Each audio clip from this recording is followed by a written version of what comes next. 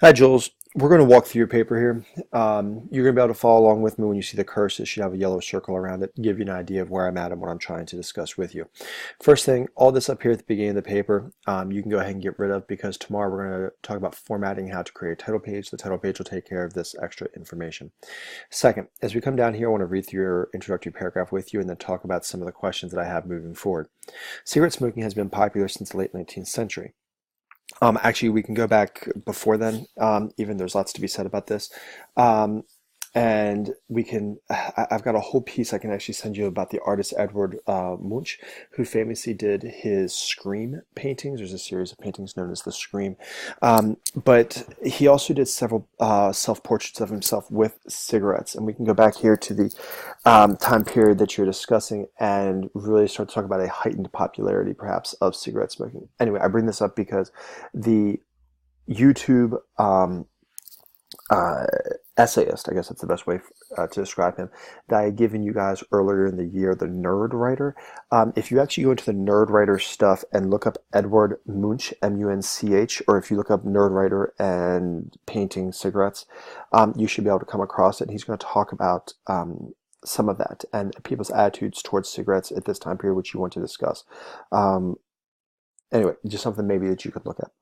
Moving on, people from all over the world participating and using this harmful drug. They do. That's very true. It's in fact extremely popular still in places like England, France, and China, where more and more people are smoking. While it may have been more popular closer to when it first came out, people today still participate in damaging their lungs using those harmful chemical-containing drugs. Why do they do that? If people know that it's damaging, why do they do it? People aren't stupid. They know it causes cancer, so then the question is, why? Smoking cigarettes leads to hygiene issues, but also leads to more vital things like lung cancer. Good. Lung cancer and what it does, fine. Smoking damages DNA, which can eventually lead to other types of cancer. That's correct. While not every cigarette smoker requires lung cancer, the type of cancer, of course, is life. Smoking attributes tremendously to the chance of getting cancer or other diseases. Great. And now here's where I really want to pick up with you. Cancers and diseases are preventable if smoking cigarettes is eliminated from one's lifestyle, but that can be hard for some people to quit. Okay, so are you going to talk about here the problems of smoking, or are you going to talk about um, why it is that people can't quit? Because these are two separate issues. If you're going to talk to me about why smoking is bad, um, I feel like you're being a little bit redundant. Everybody knows that smoking is bad. As I was going through at the beginning of this, nobody thinks that smoking is good for them. And in fact, the people that still do it because they find it enjoyable on some level, not because they think that they're helping themselves in any way. Um, but if you want to talk about why it's so hard for them to quit, now we're getting into issues of addiction, which you maybe need to talk about here at this juncture, offering me some sort of a thesis, perhaps. What is addiction and why can it be so difficult? And if addiction is difficult, then cigarettes, like alcohol or other drugs, became a wonderful case study in addiction management and addiction treatments and different things like that we could potentially look at. Cigarette smoking causes multiple problems. Now you're getting into background of this, so it seems like you're talking to me about cigarette smoking, even talking about secondhand smoke. And again, while cigarette smoking is most popularly known for causing respiratory issues, smokers are 34% more likely to develop diabetes. Great, but aren't these all reasons why people should stop smoking or why it should be easier for them to stop smoking? Um, I feel like your paper is particularly redundant here. It's not telling me anything that I don't know or that, for that matter, any other high school student doesn't know. But if you want to talk to me about why quitting something that's so bad for you is so difficult, I think that that could be a really interesting paper. I know that you've already put some work in here. I mean, you're up to what, a little bit more than 3 pages of work, which is wonderful.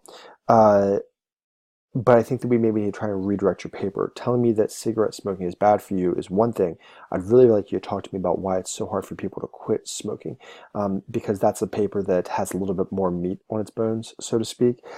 Even right here where you want to talk about e-cigarettes, I think this is really interesting. Why is it that smokers have simply transitioned and started to talk now about and try to move to e-cigarettes. If e-cigarettes are just as bad for you, why haven't they been outlawed?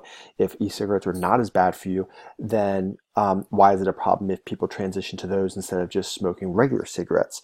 There's any number of things here that we could discuss with regard to e-cigarettes and some other options that are made available for people who wish to stop, including the patch, different types of therapy. There's NA, Narcotics Anonymous. People that smoke sometimes go to that. Um, Anyway, I bring all this up because I think there's a lot that you could discuss right there. It doesn't mean that you have to get rid of everything that's in this paper. I'll say that one more time. You do not have to get rid of everything that's in this paper. But I just don't think that there's anything particularly interesting about telling me smoking is bad. I know smoking is bad.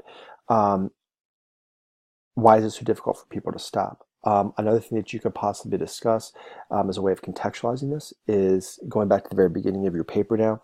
You were saying that smoking is very popular in the late 1800s. That's true. It does get particularly popular at that time. But at the same time, um, people have been smoking tobacco since the time of the Native Americans. I mean, tobacco is as American as baseball and apple pie. Tobacco, even here in Maryland, on the eastern shore of Maryland, was well known for the tobacco that it produced, and in fact was world famous for a short while.